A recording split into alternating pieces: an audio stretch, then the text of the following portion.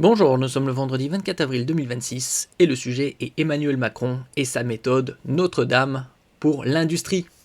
C'est quoi au juste la méthode Notre-Dame? Rappelez-vous, il y a 7 ans environ, Notre-Dame avait pris feu, soi-disant un incident, et ça a été reconstruit en un peu moins de 6 ans, en 5 ans et 8 mois. La reconstruction de la cathédrale de Paris tient lieu d'exemple à suivre en matière de simplification et d'accélération des procédures. Quand on entend Macron parler de Notre-Dame et de simplification au niveau des procédures et de l'industrie en France, on pense à ceci. Macron à Vendôme il y a 3 ans, à propos du modèle de l'hôpital. C'est plus dur de le réinventer quand tout n'a pas été détruit. Donc quand on pense à la méthode Notre-Dame, c'est plutôt notre drame.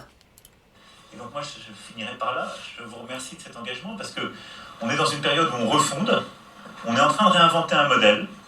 C'est plus dur de le réinventer quand tout n'a pas été détruit.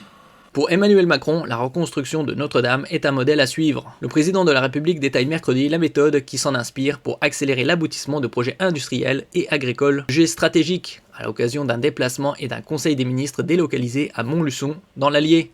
Industrie, Macron, Notre-Dame, c'est plutôt notre drame. N'oubliez pas de vous abonner pour plus de news nationales, européennes et internationales sur ce monde dans lequel nous vivons. Il se rendra ensuite à Échassières, Allier, pour inaugurer la mine de lithium de l'entreprise Imerys. Le lithium qui est utilisé pour les batteries rechargeables, notamment des véhicules électriques. Un vaste projet assis sur un des principaux gisements mondiaux de minerais de lithium qui devrait permettre, à partir de 2030, de produire 34 000 tonnes par an d'hydroxyde de lithium et équiper annuellement 700 000 voitures électriques. Ce projet baptisé Emily figure parmi les 150 grands projets stratégiques bénéficiant de toutes les attentions de l'État et des collectivités territoriales. Initiative annoncée en novembre par le président lors du premier sommet Choose France, édition France, et formellement lancée en janvier. Emmanuel Macron la détaillera lors d'une allocution depuis Échassières. Rien ne justifie que nous soyons une nation qui sait faire en 5 ans la reconstruction de Notre-Dame, et je le disais l'autre jour, qui parfois met plus de 5 ans à faire un projet industriel. Un projet identifié, une chaîne de commandement claire, des gens à qui on rend compte et des délais records qu'on doit tenir. Voilà comment Emmanuel Macron résume sa nouvelle doctrine en matière d'industrie. Le chef de l'État qui compte s'inspirer de la reconstruction de Notre-Dame, mais aussi des Jeux Olympiques de 2024 pour simplifier et accélérer les procédures. Dans la pratique, le gouvernement pourra d'abord s'appuyer sur la loi simplification et sur un tout nouveau décret contentieux pour les projets stratégiques.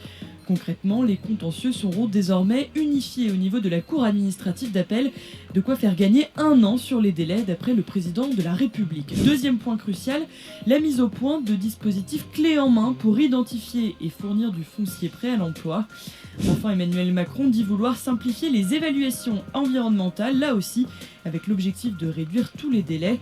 3 volets stratégiques qui seront donc appliqués à l'industrie et bientôt aussi à des projets dans l'agriculture. Donc vaut mieux prendre en référence les Jeux Olympiques plutôt que Notre-Dame, surtout avec Emmanuel Macron.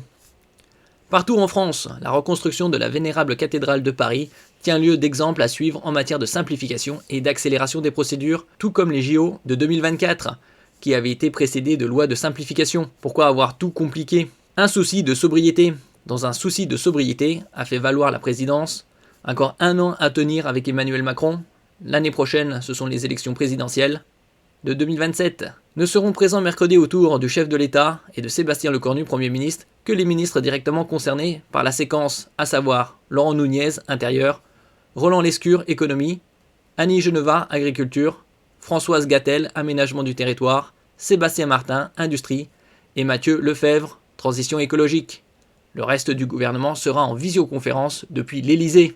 Sébastien Martin et Mathieu Lefèvre animeront une table ronde sur la simplification industrielle et environnementale. Annie Genevard, une table ronde sur la simplification agricole et la souveraineté alimentaire. L'occasion pour la ministre d'aborder l'attendu projet de loi agricole. Le déploiement des grands projets stratégiques, GPS, porté pour moitié par des PME, petites et moyennes entreprises, et des ETI. Ces 150 projets sont répartis dans 63 départements pour 71 milliards d'euros d'investissements cumulés et couvrent l'ensemble du spectre industriel stratégique, selon l'Élysée, agroalimentaire, centre de données, biocarburants, batteries, santé, aéronautique, défense. Merci pour votre écoute et à la prochaine.